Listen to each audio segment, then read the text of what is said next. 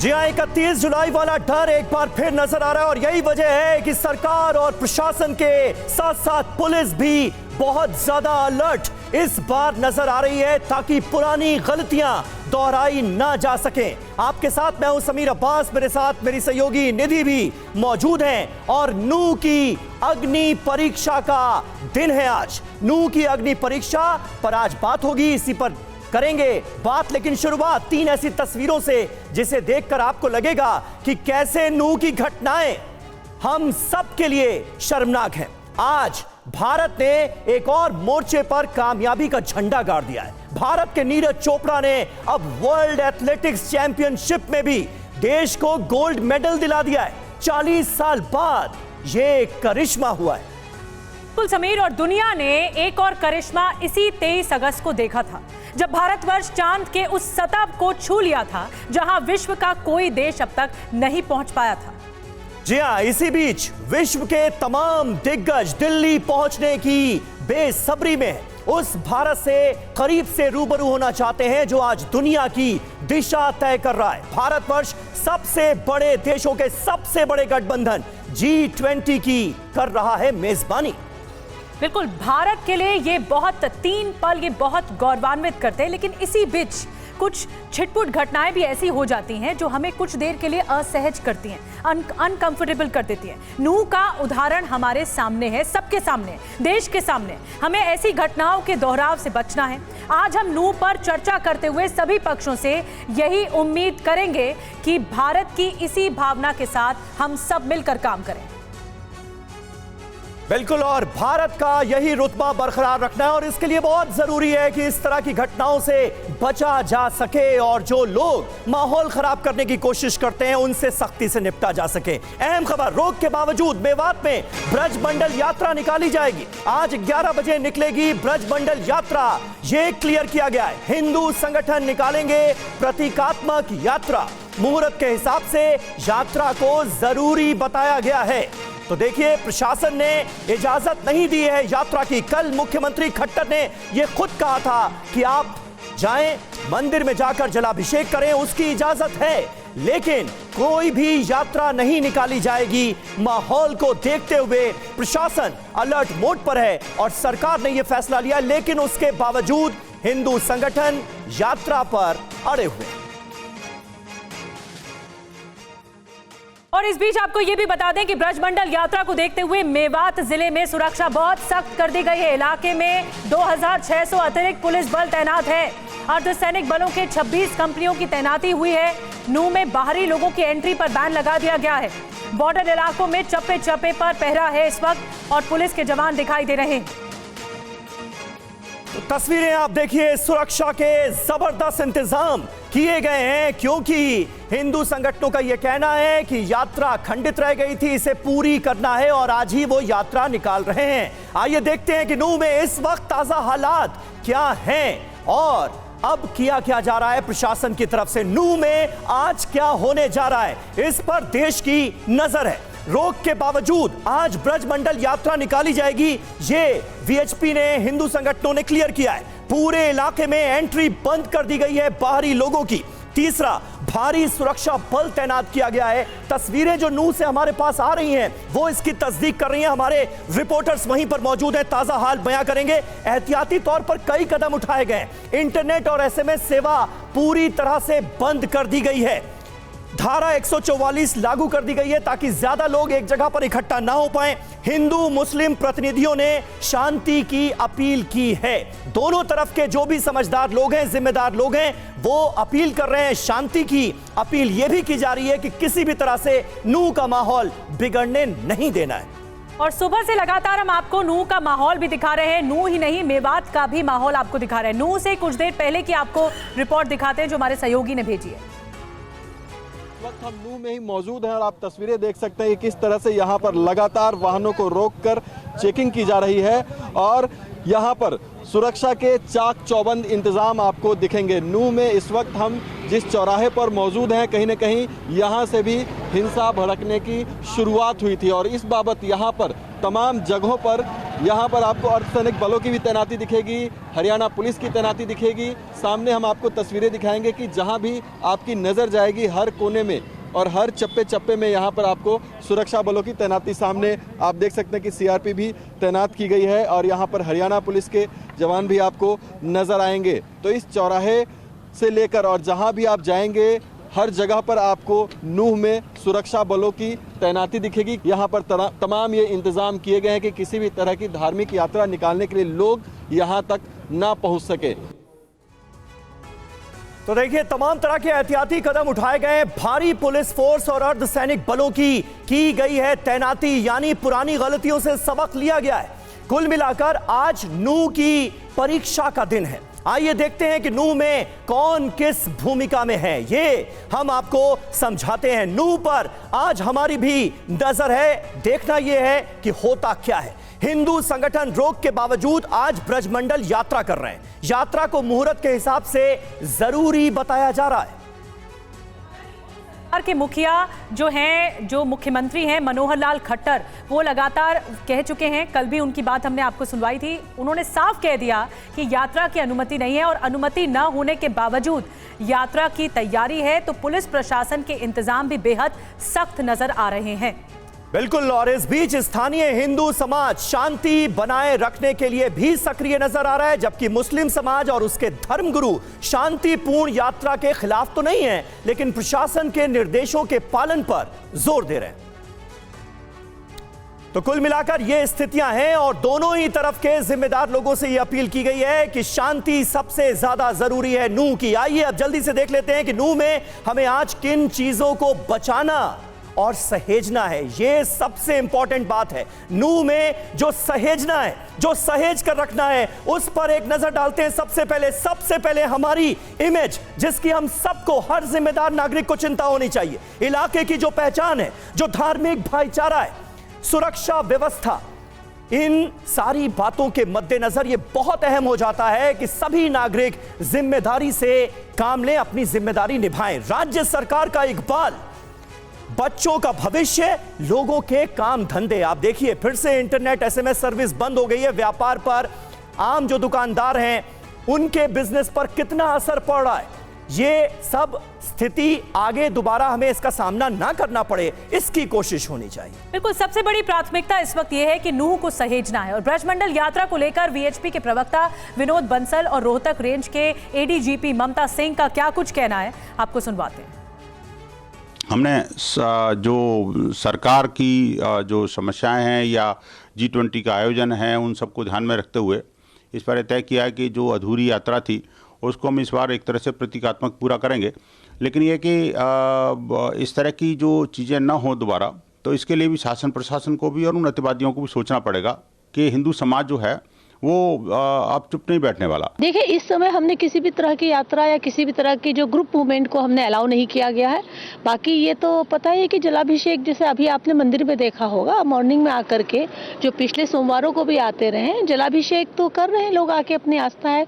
आखिरी सोमवार है सावन का, तो जो उनकी धार्मिक भावना के अकॉर्डिंग लोकल व्यक्ति जो है वो पिछले सोमवार को भी आए थे, उसके पहले भी आए थे और आज भी दे करके गए। नूह में कर्फ्यू है, बिल्कुल कर्फ्यू है और किसी भी तरह के जमावड़े को बिल्कुल भी परमिशन नहीं है। और देखिए, नूह के जिस नल्हड़ महादेव शिव मंदिर से शोभा यात्रा की शुरुआत होनी है, वहीं से आज सुबह का एक वीडियो सामने आया है जहां पर श्रद्धालु शांति के साथ महादेव की पूजा करते दिख रहे हैं। आरती की ये तस्वीरें नूह के नल्हड़ मंदिर से हम आपको दिखा रहे हैं, जहां पर भारी संख्या में श्रद्धालु मौजूद हैं। जलाभिषेक की तैयारियां की जा रही हैं और भगवान शिव की आरती की जा रही है। जैसे प्रत्येक दिन पूजा होती है, ऐसी ही पूजा की गई है आज भी, बट आज और भी ज़्यादा हर्षोल्लास के साथ पूजा की गई है क्योंकि सावन का आखिरी सोमवार है। हमारा प्रशासन, हमारी फोर्स अलर्ट है। हम चाहते हैं कि शांतिपूर्वक ये व्यवस्था चलती रहे। शांतिपूर्वक वहाँ पूजा चल रही है, अभिषेक जो है चालू है, वहाँ पर दर्शन करके आ चुके हैं। तो नल्हड़ मंदिर से जो स्थानीय लोग हैं उनकी बात आपने सुनी। और एक बड़ी खबर आ रही है, नूह शोभा यात्रा पर असदुद्दीन ओवैसी ने बयान दे दिया। उन्होंने कहा है कि नूह में फिर हिंसा हुई तो बीजेपी जिम्मेदार होगी। यात्रा की आड़ में मुसलमानों को निशाना बनाया जाएगा, ये आरोप लगा रहे हैं ओवैसी। असदुद्दीन ओवैसी कह रहे हैं कि अगर नूंह में फिर हिंसा हुई तो इसके लिए बीजेपी जिम्मेदार होगी। हमारे साथ तमाम खास मेहमान मौजूद हैं। इस बहस में हिस्सा लेने के लिए हमारे साथ प्रोफेसर संगीत रागी जुड़ गए हैं, राजनीतिक विश्लेषक के तौर पर। आचार्य विक्रमादित्य हिंदू धर्म गुरु हमारे साथ जुड़ गए हैं। मुमताज आलम साहब हमारे साथ जुड़े, मुमताज आलम रिजवी साहब मुस्लिम स्कॉलर हैं आप, और मौलाना हाफिज गुलाम सरवर प्रवक्ता के तौर पर जुड़ रहे हैं ऑल इंडिया यूनाइटेड मुस्लिम मोर्चा। लेकिन इस बीच हमारे साथ हमारे सहयोगी सीधा नूंह से जुड़ रहे हैं, पुनीत शर्मा, और उनके पास चलेंगे क्योंकि सबसे पहले यह है कि आज अग्नि परीक्षा है नूंह की। पुनीत, वहां से तस्वीरें दिखाई, इस वक्त क्या हो रहा है, पुलिस का कितना कड़ा पहरा है? नूंह के लिए आज बेहद इंपॉर्टेंट दिन है और यही वजह है कि जो धार्मिक यात्रा निकाली जानी है उसकी परमिशन प्रशासन ने नहीं दी और इसको लेकर के सुरक्षा के पुख्ता इंतजाम। जहां पर इस वक्त हम खड़े हैं ये अलवर चौक है। शहर में घुसते ही पहला चौराहा ये पड़ता और यहीं पर हिंसा की आग सबसे ज्यादा भड़की थी, देखी गई थी। लेकिन आज इस चौराहे से आगे किसी को भी जाने की अनुमति नहीं है, यहां तक कि मीडिया कर्मियों को भी यहीं तक रोका गया। यहां से जो नल्हड़ देव का मंदिर है लगभग 4 से 5 किलोमीटर की दूरी पर है और पूरे इलाके में पुलिस की इसी तरीके की बैरिकेडिंग की गई है। यहां तक कि गुड़गांव से आगे बढ़ते ही सोहना से पहले जो पूरा इलाका है वहां पर बैरिकेडिंग करके एक एक गाड़ियों को चेक किया जा रहा है, उनके नंबरों को नोट किया जा रहा है, मोबाइल नंबर नोट किया जा रहा है और उसके बाद पूरी गाड़ी की तलाशी लेने के बाद ही आगे की तरफ जाने दिया जा रहा है। इसके अलावा इस पूरे इलाके में पैरामिलिट्री फोर्सेस और वज्र वाहनों की तैनाती कर दी गई है। यहां पर शहर में धारा 144 लागू होने की वजह से जो स्कूल प्रशासन है, जो शिक्षण संस्थान है, उनको बंद कर दिया गया। और शहर की अगर बात करें तो देखिए किस तरीके से पूरी जो दुकानें हैं, जो मार्केट है, वो इस वक्त बंद है। पूरे शहर में ठीक इसी तरीके का सन्नाटा है। इक्का दुक्का जो गाड़ियां सड़क पर नजर आ रही हैं वो या तो डॉक्टर्स की हैं या फिर पुलिसकर्मियों की गाड़ियां नजर आ रही हैं। फिलहाल शहर में शांति है, बिल्कुल शहर में शांति है और ये शांति बरकरार रहे इसकी हर तरफ से कोशिश होनी भी चाहिए। हमारे साथ तमाम खास मेहमान मौजूद हैं। संगीत रागी साहब, कल तक वीएचपी अड़ी हुई थी कि यात्रा हर हाल में निकाली जाएगी, भले ही प्रशासन ने इसके लिए इजाजत क्यों ना दी हो, लेकिन अब जो रुख सामने आ रहा है उसमें कहा गया है कि प्रतीकात्मक यात्रा निकाली जाएगी सरकार की अपील को देखते हुए। इस रुख का आप स्वागत करते हैं?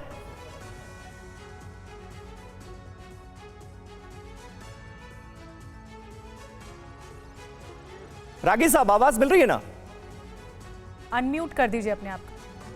जी अनम्यूट कर दें रागी साहब, उसके बाद बोलें। जी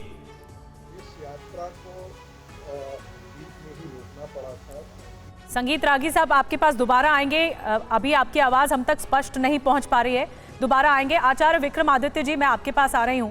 ये इस वक्त जो प्राथमिकता है वो क्या है? बेशक विनोद बंसल को हम सबने सुना, वो कह रहे हैं कि प्रतीकात्मक रूप से इस यात्रा को पूरा किया जाना चाहिए, जो काम अधूरा है उसे पूरा होना चाहिए। तो ये प्रतीकात्मक क्या वही है कि जलाभिषेक तक सीमित रहेगा? आपको ऐसा लगता है? देखिए, एक बात हम सबसे पहले निधि जी एक बात को अच्छे से समझ लें कि हिंदू समाज कोई हिंसक समाज नहीं है, हमेशा न्याय का पालन करने वाला एक संगठन रहा है। कभी किसी का विरोध नहीं किया हिंदुओं ने तो सबको गले लगाने का प्रयास किया। सनातन पद्धति में तो हिंदुओं को एक साथ लाने के लिए सबको कोई अलग बात है। हम तो मुसलमानों को भी कहते हैं हिंदू हैं, हिंदुस्तान में रहने वाले हैं, हिंदू हैं। हमने तो अपना नाम भी बदल के हिंदू रख लिया इस बात को प्रतिपादित करने के लिए कि सब एक हैं। लेकिन जिस प्रकार से हमारी यात्राओं पर, हमारी प्रार्थना सभाओं पर पत्थर फेंके जाते हैं, वो साफ साफ एक उदाहरण, चाहे अमरनाथ हो, चाहे कांवड़ यात्रा हो, ये लगातार एक के बाद एक सिनेरियो बनता चला जा रहा है। और मुझे को बताइए, हम मंदिर से निकलते प्रसाद लेकर, लेकिन नमाज से उठते लोग पत्थर लेकर, ये कैसे हो जाता है? एक के बाद एक घटना हो रहा है भाई साहब। ऐसी बातों से बचना चाहिए ना आपको। बचना यहाँ पर आप देखिए नूह की सामने सत्य आ रहा है, नूह में आपने देखा दोनों ही वर्ग जो हैं, दोनों ही वर्ग शांति चाहते हैं। करने गए, घेर के घोट कर वहां पे मोर्टार से हमला किया गया, AK-47 लेकर चारों तरफ से घेर के हमला किया गया। क्या गलती थी हिंदू की? क्या हिंदू की गलती यही थी कि अपने आराध्य के प्रति समर्पण करने के लिए जा रहा है? और मुझे बताइए किसने पत्थर मारा हिंदुओं को? हिंदुओं ने क्या पत्थर मारा वहां पर? हिंदू ने क्या किया? आपके इलाके में अगर हिंदू चला जाता है, हमारी वहां पे हमारे मंदिर है तो हमारी गलती है? आप लोग आचार्य जी, यहाँ पर शांति बरकरार रखने की बात हो रही है, इसीलिए कहा गया कि दोनों ही पक्षों के जो जिम्मेदार लोग हैं वो असामाजिक तत्व जो हैं उनके खिलाफ कार्रवाई की बात कर रहे हैं। सरेंडर करें, असामाजिक तत्वों के खिलाफ कार्रवाई की बात कीजिए ना आप। इसे हिंदू मुस्लिम रंग देकर, हिंदू मुस्लिम रंग देकर विवाद को और बढ़ाने की कोशिश तो नहीं करनी चाहिए जिम्मेदार लोगों को।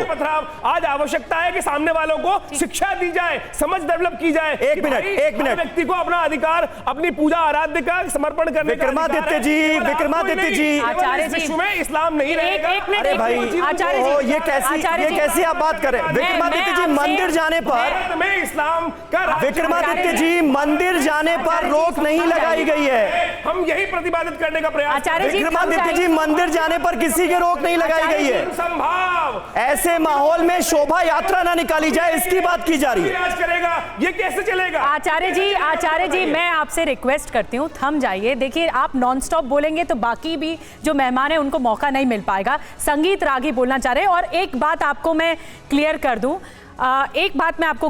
कि मंदिर जाने पर निधि हमारे साथ आलोक कुमार जी, मनाही नहीं है। निधि आलोक कुमार हमारे साथ इस वक्त जुड़ गए हैं, अंतर्राष्ट्रीय कार्यकारी अध्यक्ष हैं विश्व हिंदू परिषद के। सीधे हम उनका रुख करते हैं। आलोक जी मैं आपसे जानना चाहूंगा, वीएचपी के प्रवक्ताओं से, नेताओं से जब हम कल बात कर रहे थे तो उनका यह कहना था कि भले ही प्रशासन ने इजाजत ना दी हो लेकिन हम ये यात्रा निकालेंगे क्योंकि ये यात्रा अधूरी रह गई थी। अब क्या विश्व हिंदू परिषद ने अपना रुख बदला है? अब आप लोग कह रहे हैं प्रतीकात्मक यात्रा निकाली जाएगी? शुरू से प्रतीकात्मक कह रहे हैं। अच्छा। और मैंने कल जो बयान दिया था सवेरे ANI पे, उसमें कहा था कि हमको मालूम है कि G20 चल रहा है, हमको मालूम है कि वह संवेदनशील यात्रा है, वह संवेदनशील क्षेत्र है, पर इस सब के बावजूद हम यात्रा स्थगित नहीं कर सकते, छोड़ नहीं सकते। संकल्प पूरा करना होता है। यात्रा निकलेगी, अवश्य निकलेगी, पर मर्यादा में निकलेगी। जी आलोक जी, एक बात और आपसे स्पष्ट जानना चाहेंगे क्योंकि पूरा देश इस वक्त आपको सुन रहा है। ये प्रतीकात्मक यात्रा कैसी होगी? क्या वैसे ही होगी जो मनोहर लाल खट्टर ने कहा कि सिर्फ जलाभिषेक कर सकते हैं और मंदिर जाकर, अपने आसपास के मंदिर जाकर जलाभिषेक कर सकते हैं, ये वैसी होगी? वो तो यात्रा होगी नहीं ना। जो मनोहर जी ने कहा है उसमें तो यात्रा ही नहीं हुई।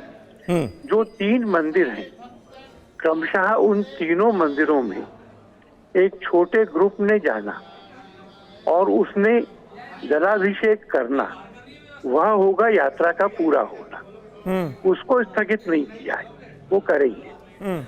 आलोक कुमार जी, लेकिन प्रशासन ने तो मना किया है कि इजाजत किसी भी तरह की यात्रा की नहीं दी जाएगी। धारा 144 लागू कर दी गई है कि ज्यादा लोग एक जगह पर इकट्ठे ना हो पाए।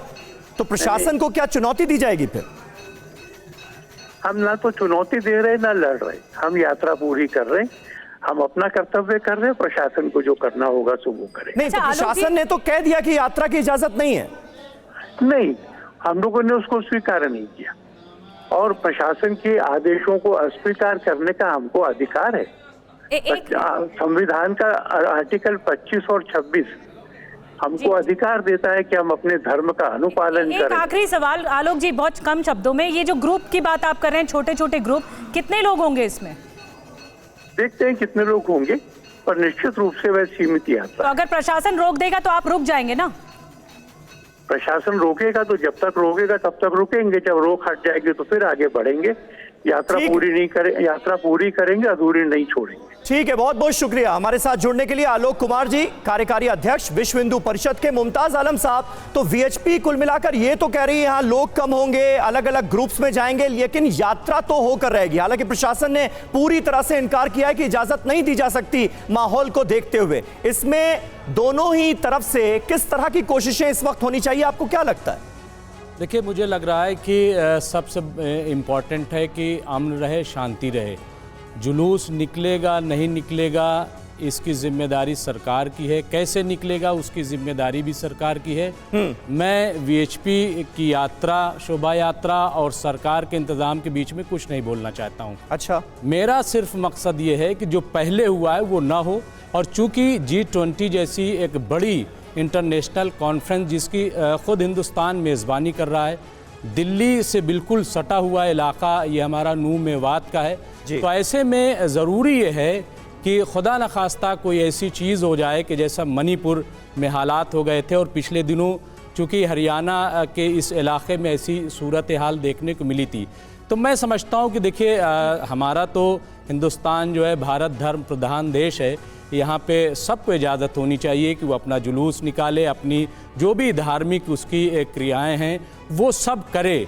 अब ये कि सरकार जो है जो इंतजाम देखती है, मुमताज साहब यही तो वो कह रहे हैं ना कि उनकी यात्रा अधूरी रह गई थी, तो उस यात्रा को पूरी करना है वरना खंडित रह जाएगी। देखिए ये जो अधूरी रह गई है वो क्यों रह गई है, इसके लिए भी सरकार ही जवाबदेह होगी, तो उसके लिए हम जवाबदेह नहीं है। दूसरा ये कि मैं कह रहा हूँ ना कि वो पूरी कर लें, लेकिन ये कि ये तो सरकार और उनके बीच का है। सरकार को हो सकता है कुछ ऐसे इनपुट्स मिले हों कि अगर ये यात्रा मैं यही आ रही हूँ, ना पहले पत्थर चलाते हैं ना बाद में चलाते हैं।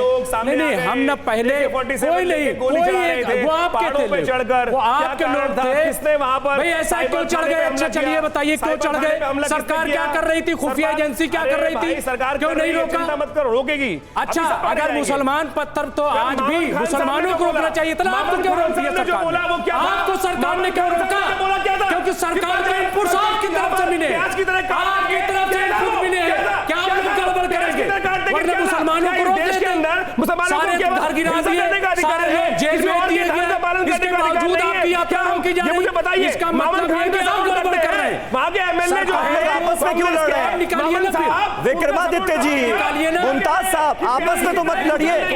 प्याज की तरह बेचेंगे। ना एक मिनट मुमताज साहब, आचार्य जी, मुमताज साहब, आप दोनों काबू रखें अपने ऊपर, आप दोनों अपने ऊपर काबू रखें। आपका ऑडियो डाउन करना पड़ेगा, हमें हिंदू मुसलमान नहीं करना है, हमें हिंदू मुसलमान बिल्कुल नहीं करना है। वॉल्यूम डाउन कर रही हूँ। देखिए इस तरह से बहस नहीं होगी, आप एक दूसरे पर हावी होने की कोशिश, देखिए हिंदू मुस्लिम मत करिए ना यहाँ पे। मुमताज साहब अब आप बिल्कुल थम जाइए।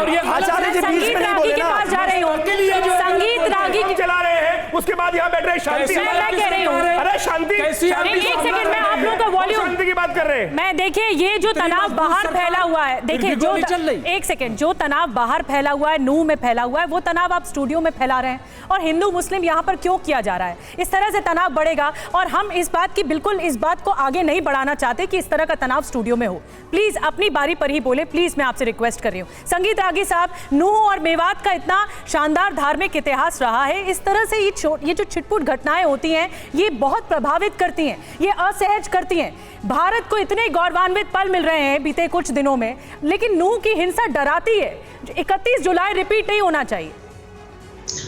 देखिए सबसे पहले तो ये बातें बंद करनी चाहिए कि मेवात का और नूह का इलाका जो है वो बहुत उसका शानदार इतिहास रहा है, और ये भी बंद कीजिए बोलना कि इसे हिंदू मुस्लिम मत कीजिए। सवाल है कि आप हिंदू मुस्लिम के कारण ही ये मुद्दा बना हुआ है, उन्हीं दोनों के बीच के खटास के कारण ये है, और यही कारण है कि आप डिबेट कर रहे हैं और फिर आप टेलीविजन स्टूडियो में बैठ करके कह रही हैं कि आप हिंदू मुस्लिम की बात मत कीजिए। सवाल ये है, महत्वपूर्ण बात नहीं, संगीत रागी साहब, डिबेट सिर्फ इस बात पर हो रही है कि नूह में अभी जो तनाव है वो नहीं होना चाहिए। दोनों तरफ के जिम्मेदार लोग आगे आए और इस तनाव को शांत करने की कोशिश करें, इसी उम्मीद में डिबेट कर रहे हैं हम। समीर अब्बास, यदि शांति के करना है, यदि आपको डिबेट करना है तो आप शांति के करा लीजिए। मूल मुद्दा यह है कि उसका विश्लेषण करने के लिए मुझे बुलाया है। हम कोई उपदेशक नहीं है यहाँ जो शांति बहाल करने के लिए यहाँ बैठे हुए हैं। नहीं, संगीत रागी साहब, आपने नहीं चला रहे हैं, आपने ये कहा ना कि हिंदू मुस्लिम हो रहा है इसलिए आप डिबेट कर रहे हैं, तो मैंने बस बताया कि डिबेट हम क्यों कर रहे हैं। अपनी बात रखिए। तो आप हमको डिक्टेट टर्म मत कीजिए। सबसे पहले तो हमको बोलने दीजिए, बीच में मत बोला कीजिए। बोलिए। आपको यदि बहुत ज्यादा बीमारी है बोलने की तो आप अपने स्वयं बोल लीजिए, पर्सनल मत होइए, बोलिए। डिबेट मेरे पर नहीं है, डिबेट एक मुद्दे पर हो रही है। संगीत रागी साहब अपनी बात कंप्लीट करें, पूरा मौका है आपके पास। क्या आपकी अकल से मेरी अकल कम है जो हम डिबेट को नहीं समझ रहे हैं, या अपने आप को सबसे ज्यादा आप बड़े ज्ञानी समझते हैं? अच्छा ठीक है, अपने संगीत रागी साहब, ये मेरा फर्ज है कि मैं आपको बताऊं कि डिबेट किस मुद्दे पर हो रही है। पर्सनल मत हो, मुद्दे पर रहे। आपको बताने की जरूरत नहीं है, मुद्दे पर बात कीजिए, मुद्दे पर बात कीजिए। ही बायस होता है, आपको बीच में भचर भचर करने की आदत हो गई है। देखिए संगीत रागी साहब, संगीत रागी साहब जरा अल्फाजों पर काबू रखिए। मुद्दे पर बात हो रही है, मुद्दे पर बात करना है तो कीजिए। और हम बहस जिस मुद्दे पर कर रहे हैं, संगीत रागी साहब मुद्दे पर आइए, मुद्दे पर आइए, आप मुद्दे पर बोलिए प्लीज। संगीत रागी साहब मुद्दे पर बोलिए, अब बताइए, आपको सुन रहे हैं। आप अपने एंकर को बोलिए कि थोड़ा सा एक लाइन भी बोलने दे, नहीं तो बीच में टपकने की आदत उनकी बहुत ज्यादा है। इस तरह की मैंने आपको सिर्फ बहस का मुद्दा बताया है, आप मुद्दे पर बात कीजिए, अपनी बात रखिए रागी साहब, फिर मैं आ रहा हूं आपके पास। नहीं है बहस का मुद्दा, मुझे नहीं पता है, हम तो उसी बहस मुद्दे पे कर रहे थे। मैं कौन सा अलग आपने बदल दिया ना, इसलिए नहीं बदला। मैंने कहा आप प्रवचन देने के लिए यहाँ पर नहीं बैठे हुए हैं। प्रवचन देने के लिए मैं यहाँ पर नहीं बैठा हुआ हूँ। सवाल वहां पर है कि शांति की कीमत क्या है। बस संगीत रागी साहब आपको सुन रहे हैं, शोभा यात्रा नहीं निकाले। ठीक है, उन लोगों को नहीं कहा जा रहा है जो बंदूकें चलाते हैं, उन लोगों के बारे में नहीं बात किया जाता है जो राइफल चलाते हैं, उन लोगों के बारे में नहीं कहा जाता है अपने घरों में पेट्रोल बम रखते हैं और पत्थरबाजी करते हैं। उनकी मानसिकता में परिवर्तन लाने की जरूरत है। ये सबसे बड़ा सवाल होना चाहिए कि भारत देश के अंदर यदि शोभा यात्रा निकाली जा रही है तो कौन सा ऐसा समुदाय है जो इस प्रकार का विस्ममन और जहर पैदा करता है। मुमताज साहब, एक मिला है वो किया जा रहा है। सरकार उन्हीं पे कंट्रोल करती है कि जो कंट्रोल करने वाले होते हैं। ये आप समझ क्या बोलना चाह रहे हैं भाई? संगीत रागी साहब ये चाहते हैं कि जो इनपुट मिले होंगे इसीलिए रोक लगा रही सरकार। अरे भाई इनपुट मिलने की क्या है? इनपुट बहुत साफ है कि मुस्लिम इलाके के कौन लेकर के असलहे गए थे, कौन लोग गए? क्या संगीत रागी साहब आपके मुताबिक माहौल खराब होना चाहिए? आपके मुताबिक माहौल, उस बात का वेट करना चाहिए प्रशासन को कि माहौल खराब हो उसके बाद एक्शन लिया जाए? मैं आऊंगी संगीत रागी साहब। हाफिज साहब, मैं आपके पास आ रही हूँ, आपका मौका नहीं आया है। अब आप बताइए कि इस पूरे मामले पर प्राथमिकता क्या होनी चाहिए? ये प्राथमिकता होनी चाहिए कि शांति बनाए रखने की कोशिश हो, या ये प्राथमिकता होनी चाहिए कि नहीं हमें तो निकालनी है यात्रा? क्या होनी चाहिए? माहौल ठीक रहे ये प्राथमिकता होनी चाहिए। हाफिज साहब। निधि, कार्यक्रम की शुरुआत में आपने 3 उन बड़ी उपलब्धियों का जो जिक्र किया है, एक उपलब्धि जो अभी नीरज चोपड़ा ने एक कीर्तिमान स्थापित किया है, बिल्कुल। दूसरे जो चंद्रायन का आपने जिक्र किया, G20 समिट की बात हुई। आज उस दौर में जब हम बहुत दिनों से ये मेरा सपना था कि विश्वगुरु, बहुत सारे लोग इसका मजाक भी बनाते थे, मोदी सरकार से पूछते भी थे कि विश्वगुरु की तरफ आप कहाँ बढ़ रहे हैं उस ओर। हमें लगता है कि भारत शायद उस ओर बड़ी तेज़ी से बढ़ रहा है, लेकिन ये लोग बीच में जो सड़कों पर वो होता है ना स्पीड ब्रेकर, वो बन जाते हैं कुछ मुट्ठी भर लोग। और देखिए एक बात मैं कहूँ, हमारे काबिल साथी हैं, प्रोफेसर हैं संगीत रागी जी, आज दुर्भाग्य ये नहीं है कि जब हम दुनिया में कीर्तिमान पर कीर्तिमान स्थापित करते जा रहे हैं और हम बहस क्या कर रहे हैं कि नमाज मस्जिद में होगी कि नहीं होगी, जलाभिषेक होगा कि नहीं होगा, यात्राएं निकलेंगी कि नहीं निकलेंगी। भारत धर्म प्रधान देश है, निसंदेह हिंदू बाहुल्य देश है, हिंदू इस देश की पहचान है। और अगर सनातन धर्म की परंपरा जो कई सदियों से यह स्थापित है कि सावन के हर सोमवार में समूह में लोग जाते हैं मंदिरों में, भीड़ लगती है, जल अभिषेक होता है, तो यह होना चाहिए। एक मेरा सुझाव शुरू से यह है कि प्रशासन को ये सुनिश्चित करना चाहिए कि जुलूस भी निकले और जुलूस अपनी सही दिशा की ओर जाए, और जो धार्मिक कार्य यानी शोभा यात्रा निकले। पिछले दिनों जो यात्रा निकली थी वो शोभा यात्रा नहीं थी, वो अशोभा यात्रा थी जिसमें लहराए गए थे। 31 जुलाई बदतमीजी वाले शब्द। ठीक है, एक मिनट आचार्य जी, विक्रमादित्य जी ऐसे बीच में ना बोलिए ना, ऐसे बीच में ना बोलिए। सोचिए आप मातम में नहीं जा रहे हैं, उत्साह के साथ हर्षोल्लास के साथ शोभा यात्रा में आपकी तरफ से आपके दिल जलते हैं, इसलिए आपके यहाँ सिखाया जाता है पत्थर मारो। कांवड़ यात्रा निकले तो पत्थर मारते हो, धर्मगुरु यात्रा निकले तो पत्थर मारते हो। बिहार से लेकर, बंगाल से लेकर, यूपी से लेकर, कश्मीर से लेकर हर बड़े भाई हमारे आप धर्मगुरु लोगों के कारण से वहां पर मुझे बताइए। ठीक है विक्रमादित्य जी, एक दूसरे पर टीका टिप्पणी से बचिए आप लोग, एक दूसरे पर टीका टिप्पणी से आप लोग बचिए, मुद्दे पर रहिए। और हरियाणा के मुख्यमंत्री, एक मिनट, हरियाणा के मुख्यमंत्री मनोहर लाल खट्टर ने इसे लेकर क्या कहा, और उन्होंने बाकायदा रीजन बताया कि क्यों इजाजत नहीं दी जा रही है फिलहाल शोभा यात्रा की। मुख्यमंत्री खट्टर का क्या कहना था, सुनिए। देखिए, जहाँ तक यात्रा का विषय है, क्योंकि महीना भर पहले ही जिस प्रकार की वहाँ घटनाक्रम हुआ है, तो वहाँ की लॉ एंड ऑर्डर की व्यवस्था बनी रहे, सुरक्षा रखना ये सरकार का दायित्व होता है। हमने अपील भी की है और अपील करने के बाद हमारे एडमिनिस्ट्रेशन ने पुलिस ने, प्रशासन ने ये निर्णय लिया है कि यात्रा ना करके सब लोग अपने अपने स्थानीय मंदिरों में जाकर अभिषेक का करें। यात्रा के लिए मना किया है, लेकिन मंदिरों में जलाभिषेक कार्यक्रम, क्योंकि श्रावण मास का वो अंतिम सोमवार है, जनता की श्रद्धा होती है, तो जनता की श्रद्धा के हिसाब से उनको परमिशन छूट मिलनी चाहिए, वो दी है। मनोहर लाल खट्टर को आपने सुना, मुख्यमंत्री, सूबे के मुख्यमंत्री, और उनको सुनना सबसे ज्यादा जरूरी था। मैं उम्मीद करती हूं आप तमाम खास मेहमानों ने सुना होगा।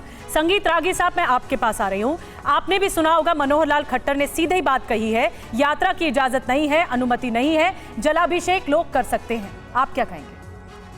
देखिए, मनोहर लाल खट्टर जी ने वही कहा है जो एक मुख्यमंत्री को कहना चाहिए, लेकिन ये सबसे बड़ी टिप्पणी जो है वो मुस्लिम समाज पर है। मुस्लिम समाज पर मैं इसलिए कह रहा हूँ टिप्पणी है क्योंकि जो अभी गुलाम सरवर कह रहे थे, शोभा यात्रा बिल्कुल निकलनी चाहिए थी, और मुस्लिम समाज का ये दायित्व बनता था कि वो सुनिश्चित करे कि ये यात्रा में कुछ भी गलत चीजें नहीं होगी। लेकिन दुर्भाग्य से मुस्लिम समाज ने वही अपने कट्टरता का परिचय दिया है। उसके लिए पुलिस काम कर रही है रागी साहब, उसके लिए पुलिस काम कर रही है। आप छीटाकशी मत करिए। मुझे लगता है कि जो इन्वेस्टिगेशन हो रहा है उस पर बात कर। एक सेकेंड, बजरंगी ने शोभा से पहले गाली दिया, आप समर्थन करते हैं सर? सुनिए, शोभा यात्रा से पहले ही गाली शुरू। ये आप साहब सुन लेते हैं जी, कंप्लीट करिए। मेवात में क्या होता है ये सबको मालूम है। Mewat as a mini Pakistan के तौर पर पिछले 70 साल में भी डेवलप किया है और पहले भी था। तो दुनिया के सबसे ज्यादा भारत के अंदर जो साइबर क्राइम है वो उसी इलाके से होते हैं। रोहिंग्या वहीं पर। अब इसमें कहां से पाकिस्तान आ गया? आप सूबे के एक जिले को, एक इलाके को मिनी पाकिस्तान कह रहे हैं। मतलब ये बड़ी अजीबोगरीब बात है। ऐसे वक्त में जब मेवात और नूह में शांति की बात की जा रही है, हम नहीं मानते इस बात को। हम नहीं मानते कि देश का कोई इलाका पाकिस्तान से उसकी तुलना की जा सकती है। विक्रमादित्य साहब, ये बात क्या आपको ठीक लगती है? बतौर हिंदू धर्मगुरु में यह सवाल आपसे पूछ रहा हूं, इस तरह की टिप्पणियों से क्या हमें नहीं बचना चाहिए? समीर अब्बास साहब, आप वास्तविकता को कब तक अनभिज्ञ रहेंगे? जो सत्य है, जहां भी ये पॉकेट्स हैं, वहां पे क्या क्या काम होता है, गौ हत्या से लेकर, चोरी से लेकर, डकैती से लेकर, वहां पुलिस का घुसना तक मुश्किल है। आपको भी पता है मुश्किल है साहब, पाकिस्तान की जासूसी करते हुए कौन पकड़ा जाए? ये सरकार और प्रशासन की, पुलिस की कौन सी जांच रिपोर्ट में ये बात सामने आई है विक्रमादित्य साहब? वहां पर हर गली कूचे से पत्थर मारे गए और वो मोहतरमाएं पकड़ी गई है पत्थर मारने वाली। सरकार क्या कर रही थी? सरकार इसके लिए तो सवाल, सरकार जो है नहीं, इलाज क्या करेगी? अगर सही इलाज कर दे ना तो बिल्कुल ये पत्थर न चले, लेकिन वो चूंकि सही इलाज नहीं करती, वोट बैंक का मामला है।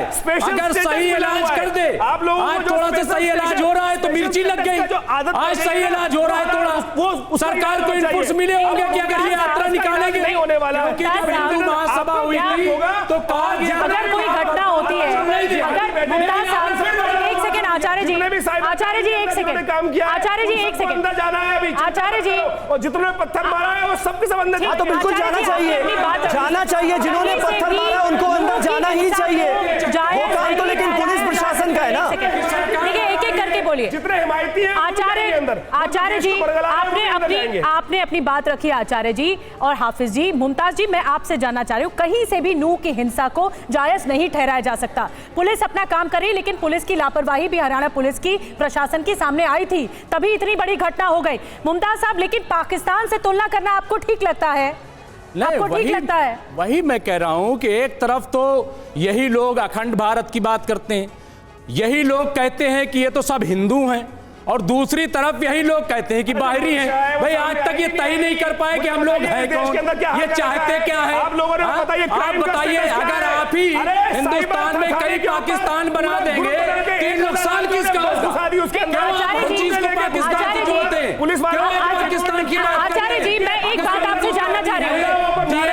हमने शुरुआत, चलिए ठीक है, हमने आचार्य जी, चलिए ठीक है, इस तरह से अगर आप लोग आपस में ही झगड़ेंगे, अगर आपस में ही, आप स्क्रीन एक मिनट आचार्य जी, मुमताज साहब, आचार्य जी, चलिए मुमताज साहब, आचार्य साहब, हाफिज साहब और और रागी साहब, आप सभी का बहुत बहुत शुक्रिया। लेकिन जैसा कि हमने इस चर्चा में शुरुआत में ही कहा था, एक तरफ नीरज चोपड़ा की कामयाबी, दूसरी तरफ चंद्रयान 3 का जो मिशन रहा उसमें हमारे वैज्ञानिकों की कामयाबी, G20 की मेजबानी, ये है हमारा देश और जिसकी वजह से आज हम पूरी दुनिया में जाने जा रहे हैं। लेकिन इस तरह की घटनाएं जब होती हैं, सांप्रदायिक सौहार्द बिगड़ता है, तो हमारे देश की छवि पर बट्टा लगता है। वो अब हम बर्दाश्त नहीं करेंगे और उसके लिए हर वर्ग से कोशिश होनी चाहिए, सभी जिम्मेदार लोगों को आगे आना चाहिए। यही था हमारा मकसद इस डिबेट का। बहुत बहुत शुक्रिया आप सभी